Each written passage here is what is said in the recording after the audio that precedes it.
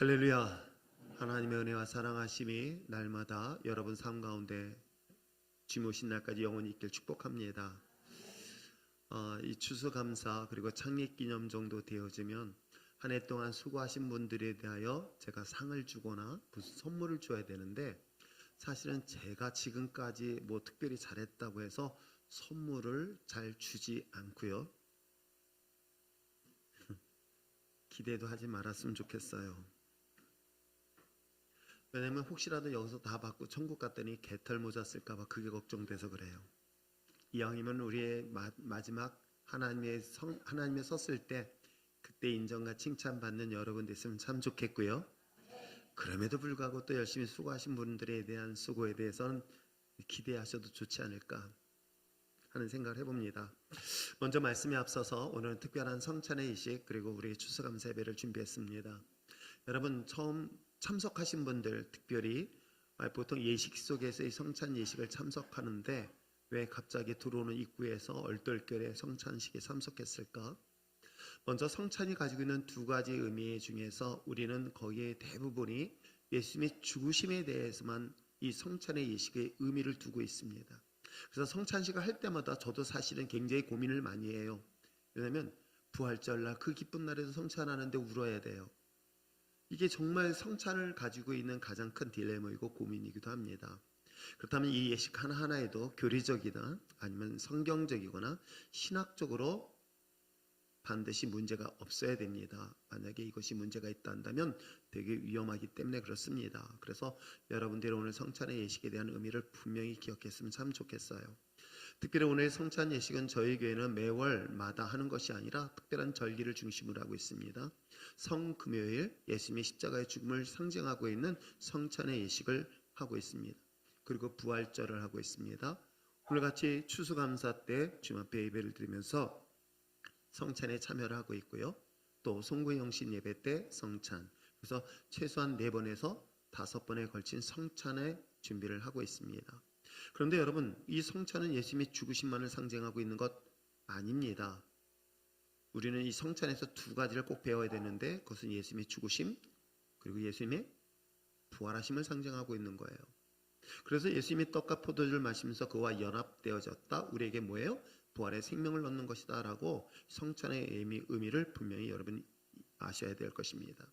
그렇다면 오늘 같은 경우는 추수감사 때 의미는 예수님의 죽으심보다는 예수님의 부활의 생명을 가지고 아름다운 열매를 결실을 맺을 걸 기대하면서 드려진 것이 성찬의 예식 의미이기도 합니다. 그래서 먼저 이 성찬의 이 강대상에 있는 이 예수님의 상징하고 있는 살과 피를 이제 여러분 밖으로 내보낸 이유는 여기를 성소의 개념으로 보았고 저희는 성전 마당으로 보았습니다. 예수님께서 이제는 성전 안에 계셨던 분이 세상 속에 오셔서 우리의 살과 피가 되었다는 의미를 굉장히 상징적으로 표현하기 위해서 우리가 이 성전 밖에서 성찬을 참하게 됐습니다. 그리고 여러분들이 그 성찬의 의미를 기억하시면서 그래, 죄인된 나를 위하여 살과 피가 되어졌던 그 십자가 안에 우리는 어디로, 그것을 믿고 담대함으로 어디에 나갈 수 있다? 성소 안으로 들어갈 수 있다, 지성소 안에 들어갈 수 있다라는 의미의 바로 이 예식이 그런 의미를 출발을 했습니다. 그런데 왜 시간이 됐는데 나는 참석하지 못한 사람들, 여러분 우리는 언젠가는 주님이 맞이할 때 그때는 알 수 없어요. 오늘은 제가 시간을 정했지만 여러분 주님이 언제 오실지 아는 사람 혹시 이 자리에 계십니까? 아무도 알 수 없어요. 어찌 보면 주님이 살과 피가 되어서 나와 연합되어지는 시간이 영원할 것 같지만 여러분 영원하지 않습니다. 어느 순간인가 하나님의 천국문이 닫히고 이제 마지막 심판의 때가 점점 다가오고 있는 그런 성찬의 예식의 의미를 그렇게 부여했던 것이에요. 그랬더니 오늘 성찬 참석 못하면 지옥 간다? 그런 의미가 보다는 내가 이걸 늦게 참석함으로 인해 참석하지 못함으로 인하여 혹시라도 이걸 통해서 깨달았으면 참 좋겠어요. 왜요? 우리의 죽음은, 주님의 재림은 어느 때인지 아무도 몰라요. 오늘일 수도 있고 아니면 우리가 엎을 시에 우리에게 다가올 수 있습니다. 그런 가운데 내가 혹여라도 이 때를 놓쳐서 정말 천국문이 막히고 들어가지 못하는 순간이 올 수 있다는 걸 오늘 예식을 통해서 다시 한번 경각 갖고, 그래서 깨어있어 항상 주님을 맞이하고 주님과 연합하며 살아갈 수 있는 저와 여러분 되시길 다시 한번 주님을 부탁드립니다. 이것이 오늘 특별한 성찬의 예식의 의미를 가지고 있는 그런 예식이라는 것, 그러한 의미를 꼭 기억하시면서 혹시라도 여러분들 중에서 불편하시거나 교리적이나 아니면 성경적으로 문제가 있다 싶을 때는 언제든지 질의해 주시길 바랍니다. 그 부분에 대한 것은 제가 얼마든지 답변해 드릴 수 있기 때문에 그렇습니다. 자, 그러한 과정에서 오늘 성찬 예식과 더불어서 오늘의 말씀을 한번 들어가 보려고 합니다. 여러분, 일을 시작할 때 여러분 어떤 마음으로 일을 시작합니까? 일을 시작할 때는 모든 사람들이 결과를 기대하면서 일을 시작합니다. 저도 마찬가지입니다. 저도 어떤 일을 시작할 때는 결과를 예측하고 또 결과를 기대하면서 준비를 합니다.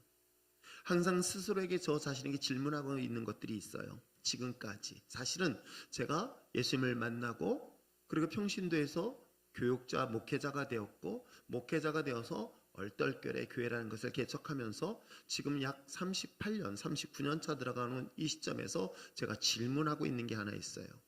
그게 뭔지 아십니까? 나는 잘하고 있는가예요. 구원받은 믿음의 자녀로서 나는 잘하고 있는가? 내가 목회자로서 처음 하나님이 나를 부르셨고 이곳에 교회를 개척했다고 한다면 시작을 했습니다. 그럼 내가 지금까지 잘하고 있는가라는 질문을 항상 던져봐요. 두 번째 질문하고 있는 거예요. 저는 지금까지 이 두 가지 질문을 항상 답을 얻으려고 굉장히 몸부림치면서 사실 온 것이 사실이기도 합니다. 자, 잘하고 있는가? 두 번째는 잘 가고 있는가? 이 두 가지 질문을 사실은 제가 지금까지 끊임없이 질문을 던지고 점검도 해보고 확인도 해보면서 여기까지 왔습니다. 잘하고 있는가? 잘 가고 있는가? 어디로? 주님이 원하시는 그 바른 길로 바르게 잘 가고 있는가를 질문하면서 여기까지 왔습니다. 물론 여기에 모든 기준은 무엇일까? 당연히 하나님의 말씀을 기준이겠죠. 하나님의 말씀을 통해서 또는 우리 인생에서 앞서간 선배들이 있습니다. 목회자들이겠죠. 그 목사님들 중에서 물론 잘하신 분들도 있지만 잘못하신 분들도 저는 많이 봤습니다. 이런 분들을 통해서 제가 배우는 것들이 의외로 많아요. 왜요? 제가 여러분들에게 항상 이야기하지만 세상에 성공하는 확률, 성공해서 사람들에게 존경받는 사람의 숫자는 불과 3%에서 5% 이내다. 그리고 나머지 대부분의 평범한 사람들의 20, 30% 그리고 대부분의 60% 이상은 대부분의 실패를 경험한 사람들이다. 그럼 어디서 배우는 게 나을까요? 저는 5%에 해당된다고 생각하지 않아요. 제 마음 같아서는 중간 정도만 해도 좋겠다 하지만 저는 오히려 실패의 가능성을 더 많이 가진 사람입니다. 그럼 어디서 배우는 게 더 쉬울까? 60%에 해당되어지는 많은 실패하는 사람들의 사례를 보면서 제 그 실패를 조금씩 줄여보는 것이 좀 더 지혜롭지 않을까. 그래서 앞선 선배들의 모습을 통해서 그의 뒷모습을 통해서 저는 끊임없이 내가 바르게 가고 있는가를 질문하면서 교훈을 얻으려고 했던 것이 사실이기도 합니다. 교회를 처음 개척하던 날 동시에 현재까지 나는 과연 어떤 열매를 가지고 왔을까를 생각해 봅니다. 왜냐하면 저도 언젠가는 주님 앞에 쓸 것입니다. 오늘 추수감사 예배를 드리면서 그 아름다운 풍성한 열매를 보면서 언젠가 주님 앞에 섰을 때 주님이 저한테 물어보실 거예요. 너 뭐 하다 왔니? 하나님 모르시면서 질문하지 않을 거예요. 그런데 최소한 제가 그 질문 앞에서 떳떳하게 말할 것은 있어야 되는데 그게 뭘까? 우리가 지난 시간 살펴봤던 건 좀 하나님이 기뻐하는 건 딱 한 가지밖에 없어요. 저는 다른 건데 내 교회 일 열심히 했다고요? 그보다 더 중요한 게 딱 하나밖에 없어요. 그건 영혼 살리는 것밖에 없어요. 영혼 구원 외에는 아무것도 없어요. 하나님이 정말 기뻐하고 원하시는 건 그것 때문이에요.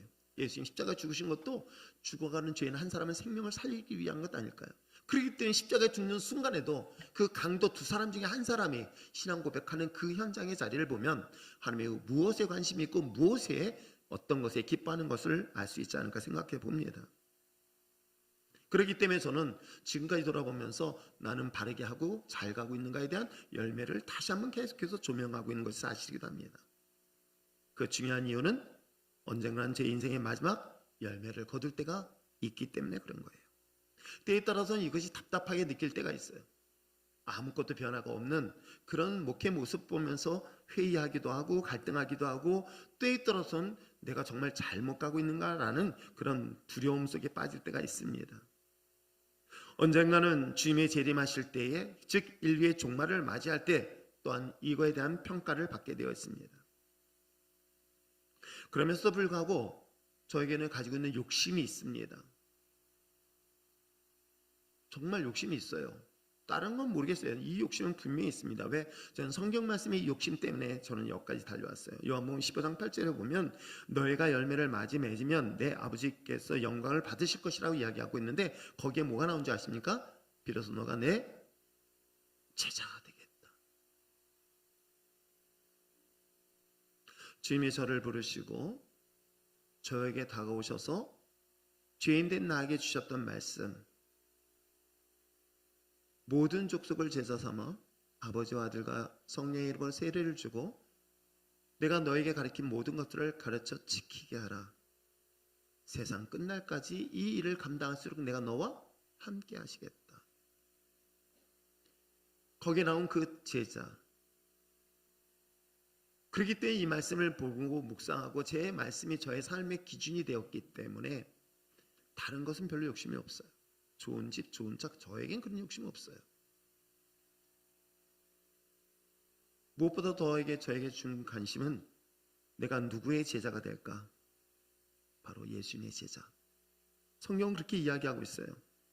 내가 열매를 통해서 하나님의 영광을 받는데 그 영광을 받는 그 하나님의 자리에서 너는 내 제자가 된다라고 얘기하고 있어요.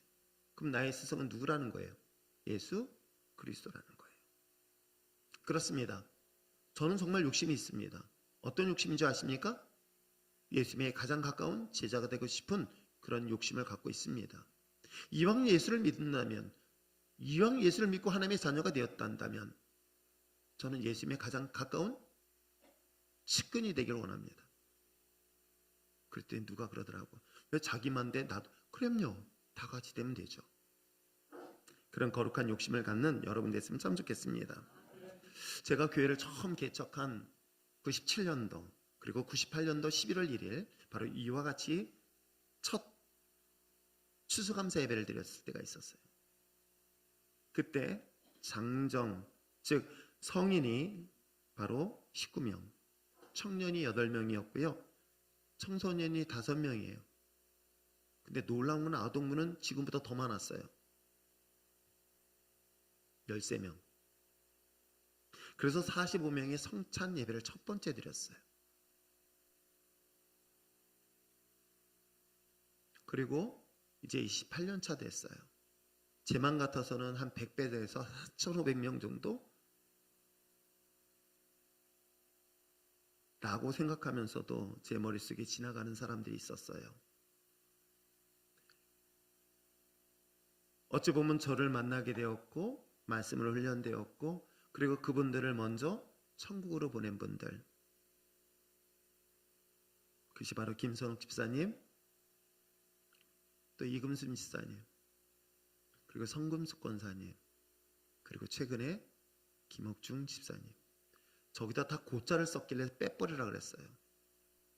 하나님 나라에서 지금 살아계신데 왜 고자냐? 지금도 하나님의 나라에 살아있고 우리와 함께 거룩한 나라에 같이 존재하고 있다. 이분들 말고도 많이 있지만 바로 이런 분들이 저에게는 어찌 보면 지난 세월 속에서 천국으로 보내드렸던 소중한 그분들이기도 합니다. 주님 오시는 날 마지막 추수때를 기대하면서 저는 또다시 새로운 씨앗을 뿌리려고 합니다. 그것이 어찌 보면 주님이 오시는 날까지 이 사명을 감당해야 되지는 않을까요? 저는 오늘 말씀을 보면서 우리 삶에 있어서의 풍성한 열매를 정말 맺기를 소망한다면 전 3가지 중요한 것들을 발견하는데 첫 번째는 원리를 알 수 있습니다. 첫 번째 원리, 그 다음에 추수에도 종류가 있다는 사실, 그리고 시기가 있다는 것을 알게 됐어요. 그렇다면 첫 번째 얘기하고 있는 것처럼 그 원리는 무엇일까? 그건 7절 말씀을 분명히 이야기하고 있습니다. 자, 7절 말씀 읽겠습니다. 시작. 스스로 속이지 말라. 하나님은 업신여김을 받지 아니하시나니 사람이 무엇으로 심든지 그대로 거두리라. 그렇습니다. 오늘은 성찬 예식을 좀 더 일찍 끝내는 바람에 설교를 짧게 끝내려고 했는데 갑자기 왜 미소 지면서 기대하는 게 아니라 포기하고 있는 소리처럼 느껴져요. 자, 오늘 본문에 기록된 것처럼 무엇을 심든지 뭐한다? 그대로 거둔다. 이 원리를 성경은 분명히 이야기하고 있어요. 저는 베드로를 보면서 그가 무엇을 심었을까?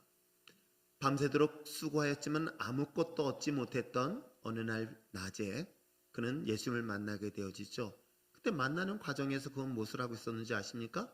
다음 고기를 잡기 위하여 준비하고 있는 그 베드로를 주목하게 되어집니다.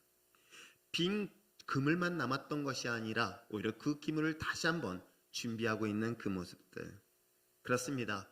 비록 지금 추수 때가 이제 지나고 또 다시 새로운 씨앗을 뿌릴 때가 오는 이 시간이 우리에게 다가온다면 저는 다음을 위해서 또한 씨를 준비하고 있는 베드로 모습처럼 우리도 또한 씨를 준비해야 되지는 않을까.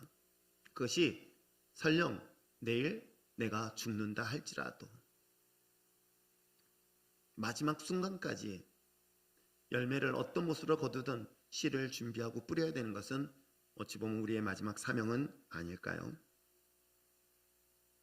무엇을 내 삶에 뿌린다면 반드시 그대로 거두게 될 줄 믿습니다. 그런데 오늘 본문에 기록된 것은 그 심는 것에 대하여 내가 무엇을 심든지 그대로 거둔다 하는데 심는 것들에 대한 재료를 뭐라고 했냐면 6절에 표현하고 있어요. 자, 6절을 보니까 이렇게 표현하고 있습니다. 가르침을 받는 자는 말씀을 가르치는 자와 모든 것을 함께 하라 라고 이 본문을 얘기하면서 그러면서 얘기하기를 뭐라고 얘기하였습니까? 심은 대로 거둘 것이다 라고 이야기를 하고 있습니다.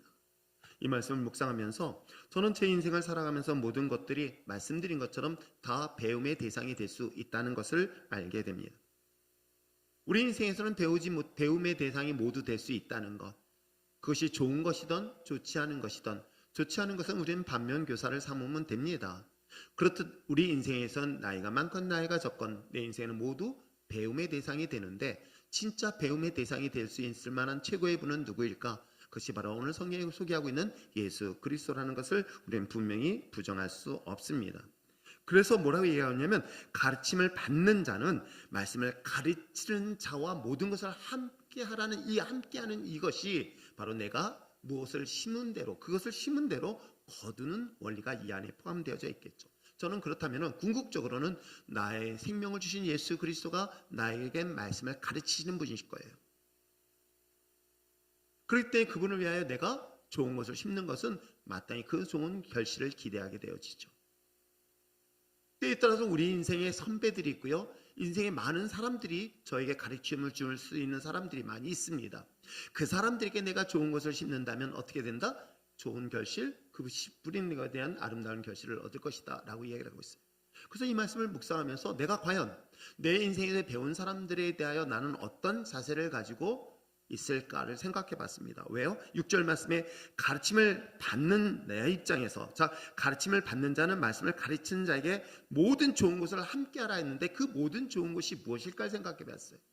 물론 때 되면 맛있는 과일을 사주거나 용돈을 주는 거 오케이 굿. 근데 그것 말고도요 사실은요 더 귀한 것들이 있다는 걸 알게 됐어요. 뭔지 아십니까? 그것이 감사예요. 하세요. 감사. 그리고 또 하나 있어요. 은혜예요. 은혜. 그리고 사랑이에요. 내 인생에서 좋은 것이 아닌 나쁜 것조차도 가르쳐줬던 그 사람에게 내가 감사할 수 있다면, 그것을 은혜로 여길 수 있다면, 그걸 사랑으로 받아들일 수 있다면 놀랍게도 이것을 나눔으로 인해서 그 결실이 나에게 돌아온다는 원리를 지금 이야기하고 있는 거예요. 그런데 우리는 어떻습니까? 자, 예수님을 대상으로 한번 생각해 봅시다. 예수님이 나를 위하여 주셨던 그 십자가의 은혜와 사랑하심, 그분의 가르침에 대하여 나는 감사하고 그것을 은혜로 여기며 그분을 사랑하는 것. 그렇다면 내 인생에 많은 선배들이 있고 많은 도움을 주는 사람들, 나에게 교훈을 주는 사람들, 그 사람들에 대해서는 우리는 또 이와 같은 마음을 갖고 있을까? 그렇지 않은 사람들을 의외로 더 많이 봐요. 어떻게 해요? 원망하고 불평하고 더 나아서 분노까지 하는 경우들을 보게 돼요. 그 두 가지가 있구나. 여기서 좋은 것은 과연 어떤 걸 선택할 것인지는 굳이 설명하지 않아도 잘 알 것입니다. 여러분의 인생에서는 나를 낳아준 부모이든 또 내 인생에서 만났던 수많은 사람들, 그것이 다 인생에서 내 인생에 다 도움이 된다면, 특별히 여러분 추수의 결실을 맺기 위해서라면 그 원리 중에 내가 심어야 되는데 뭘 심을 것인가? 원망과 불평은 그런 씨앗을 심을 것인가? 아니면 감사와 또한 사랑과 그 은혜의 씨앗을 심을 것인가? 그 심은 원리가 바로 여기에 있다는 것 잊지 마시길 다시 한번 주님으로 부탁드립니다. 또 하나 있습니다. 종류가 있다고 말씀드렸죠. 말씀드린 것처럼 좋은 것, 나쁜 것. 오늘 6절에서도 분명히 이야기하고 있고요. 이 좋은 것을 나눈다라고 하는 것은 정반대로 뭐예요? 나쁜 것을 나눌 수 있다는 거잖아요. 그래서 말씀드린 것처럼 내가 좋은 것을 나누는 것은 감사예요. 좋은 것을 나누는 것은 은혜예요. 좋은 것은 기쁨인 거예요. 그리고 사랑인 거예요. 근데 반대로 나눈다고 생각해 보세요. 누군가의 대상을 앞에다 둬놓고 그를 원망합니다. 그를 불평합니다. 분노합니다. 이것을 나누는 거예요. 왜? 내 안에 있는 것들을 나누는 역할들인 거예요. 내가 A라는 사람은 어떤 부모님이든 좋습니다. 부모님이든 스승이든 아니면 가까운 지인이 있습니다. 물론 그분을 통해서 나에게 더 큰 상처를 받을 수 있고요. 억울한 일 당할 수도 있습니다. 그럴 때 한 번쯤 또 한 번 생각할 때 내가 저런 상황에서 이러면 안 되겠다라고 만약에 그 부정적인 것들을 내가 마치 교훈으로 받아들인다면 이 받아들인 내 입장에서는 그 사람에 대한 원망과 불평이 아니라 그래 내가 미처 이 사실을 깨닫지 못했는데 저러면은 인생에서 이런 나쁜 결과를 가져다 줄 수 있구나라는 것들을 교훈 삼아서 감사하는 마음으로 바꿔본다면 어떻게 될까요? 지금 그러한 종류를 지금 이야기를 하고 있는 것입니다. 그래서 그에 따른 열매가 오늘 8절에 기록되어 있는데 어떻게 해요? 자, 한번 읽어보겠습니다. 시작. 자기의 육체를 위하여 심는 자는 육체로부터 썩어질 것을 거두고 성령을 위하여 심는 자는 성령으로부터 영생을 거두리라. 그렇습니다. 결국은 내가 가지고 있는 이 부정적인 그런 미움과 원망과 분노는 결국은 육신에 위한 것, 육체를 위한 것은 심는 것이라고 성경은 말하고 있고요. 결국은 썩어질 것밖에 얻지 못한다고 이야기를 하고 있습니다. 그렇다면 성령을 위한 것, 성령이라는 결국 하나님이 원하시는 것 아닐까요? 그래요. 내가 지금 억울한 일 당하고 상처받을 일만한 그런 일들을 당했다면 그것은 내 감정이든 내 육체든 그런 상한 심령 때문에 반대로 똑같이 대할 수 있어요. 그런데 주님은, 하나님은, 성령님은 우리에게 무엇을 요구하실까요? 목사님들하고 만나서 목회자들을 관리하고 또 특히 이제 성년을 준비하면서 목사님들하고 상담하다 보면 제가 정말 질문을 많이 해요. 아니 목사가 강대상에서 그렇게 용서하라고 그러는데 아니 그 시찰에서 그 싸워가지고 시찰에서 안 나온다 아니 우리 교단 말고 저기 일본 이거 말 조심해야 돼. 또 이거 방송 또 우리 이상하게 제 걸 보는 분들이 계세요. 근데 아무튼 그럴 때 정말 제가 이해 못해서 그럴 때 강대상에서 뭐라고 설교하는지 정말 궁금하다라고 제가 질문을 던져요. 하나님께 원하시는 것, 성령님께서 내게 원하시는 것, 바로 그것을 심었을 때 그 결과는 어때요? 영원한 생명을 얻을 것이다. 이것이 추수의 분명한 열매, 종류가 있다는 사실을 성경은 이야기하고 있어요. 하나님을 믿는 그리스도인의 삶의 목적은 무엇일까? 육신의 정욕을 따라, 이생의 자랑을 따라, 안목의 정령을 따라 살 것인가? 아니면은 하나님의 나라를 위하여 십자가 길을 따를 것인가? 그 선택이 여러분에 있습니다. 그런데 놀랍게도 추수의 종류가 다르다는 것 잊지 마시기를 부탁드립니다. 자, 추수의 원리는 심은 대로 거둡니다. 추수의 종류는 내가 무엇을 심었던 그 결과는 분명히 다르다. 어떤 거예요? 하나는 심판, 죽음, 하나는 멸망, 하나는 생명의 길로 그 열매를 나눌 수 있다는 것. 이것이 추수의 결과를 우리에게 예비하고 있다는 것 잊지 마시기를 다시 한번 주님으로 부탁드립니다. 이것을 우리가 기대하면서 출발하는 것 아닐까요? 썩어질 육신을 향하여 살기보다는 하나님의 영원한 나라를 위하여 오늘도 살아갈 수 있는 우리 신실한 그리스도인이 됐으면 참 좋겠어요. 목회자로서의 보람이 뭔지 아십니까? 무엇을 입을까 무엇을 먹을까 마실까를 가지고 살아가는 사람들이 아니라 목사님 그럼에도 불구하고 내가 하나님 나라를 위하여 복음을 위하여 내가 있는 것들을 내놓고 주님을 따르겠습니다 라고 했을 때 목회자는요 마음이 한편 아프면서도 또 한편으로는 어떤지 아십니까? 그것이 얼마나 기쁜지 몰라요. 얼마나 감사한지 몰라요. 얼마나 큰 보람을 느낀지 아세요? 여러분의 분명 이 추수 때에, 우리 인생의 마지막 추수 때에 우리에게 좋은 결실을 맺기 위한 그 종류가 있다는 것 잊지 마시길 부탁드립니다. 말씀드릴 것 좀 마지막 시기, 때가 있습니다. 오늘 성찬에 참여하는 그 시기도 어찌 보면 이 시간이 만약에 여러분의 인생의 끝이라고 한번 생각해 보세요. 이게 얼마나 섬찟한 일일까요? 그래서 예수님께서도 말씀하시고 있는 거예요. 제자들에게 깨어 있으라고 분명히 얘기해요. 여러분, 이게 굉장히 가볍게 생각하지만 여러분, 가볍지 않다는 사실. 왜요? 깨어 있지 않는 사람들은 몰라요. 이게 얼마나 중요하다는 사실을 인식하지 못한다는 거예요. 이 정도는 괜찮겠지? 어저께 엘루체에서 한 형제가 얘기하잖아요. 마귀가 정말 잘 쓰는 방법 중에 하나. 요 정도는 괜찮겠지.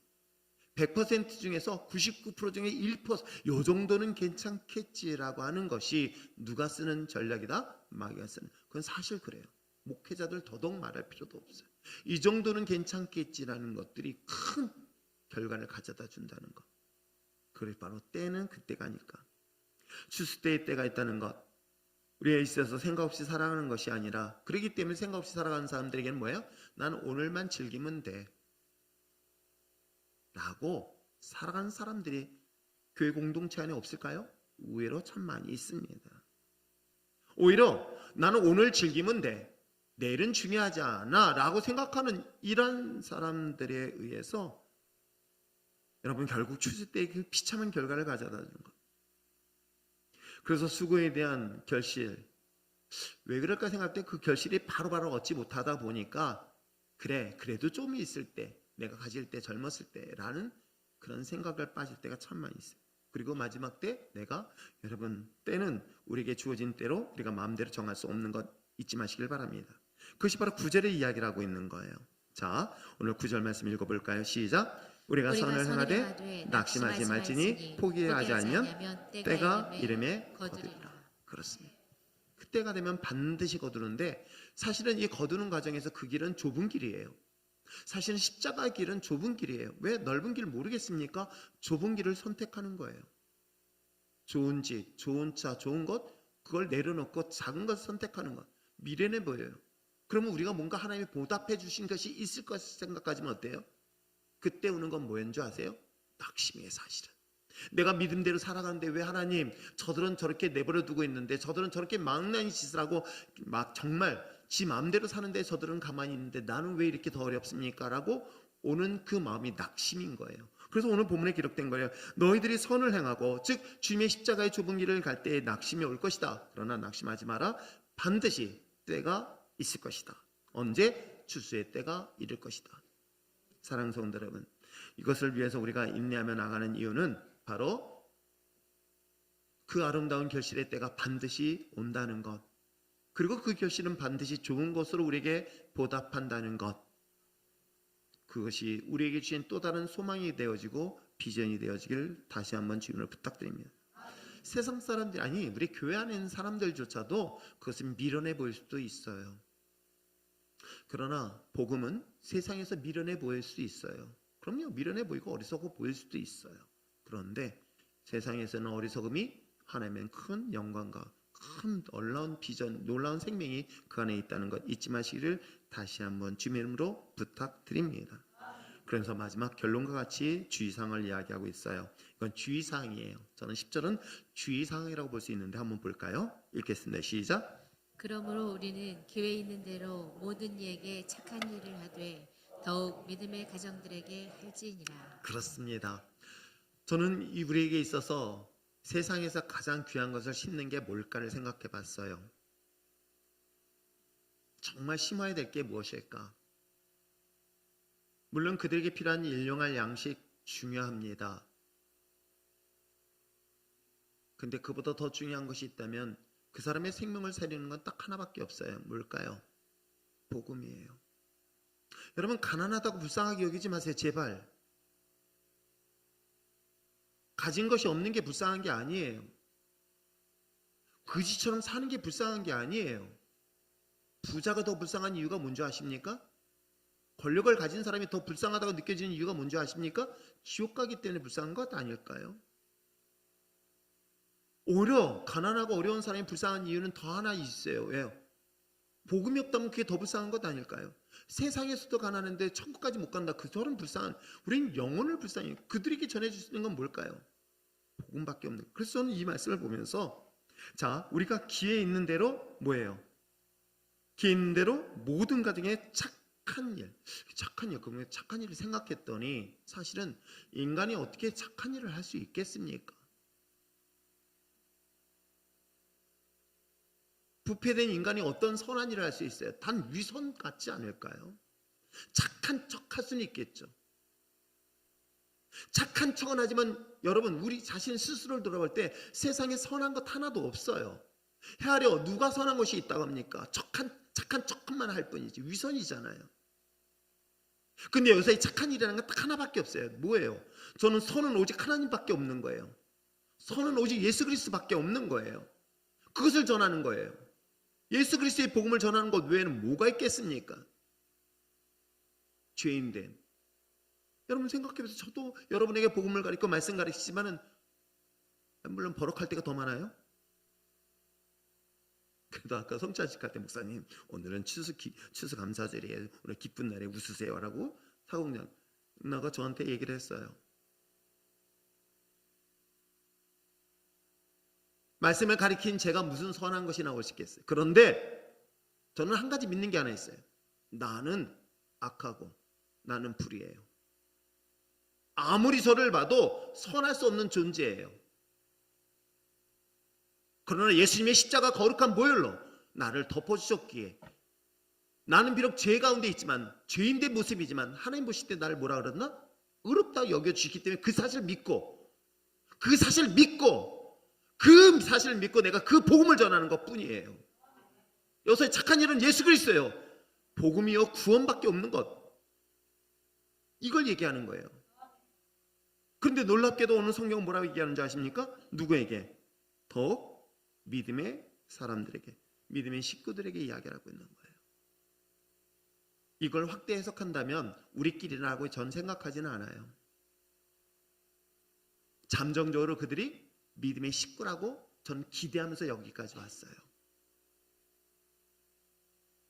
저도 제 마음 같아서는 정말 믿는 사람들만 모여서 목회하고 싶을 때가 있을까요? 솔직하게 있어요.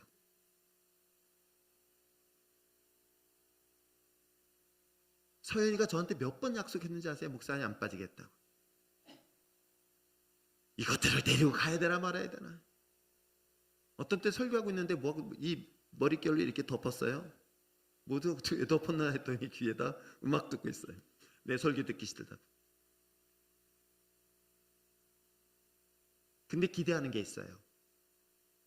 뭐예요? 하나님의 복음은 그 영혼들에게 믿음의 식구가 될 수 있다. 이걸 믿음의 눈으로 바라보면서 여기까지 왔고 앞으로도 갈 거예요.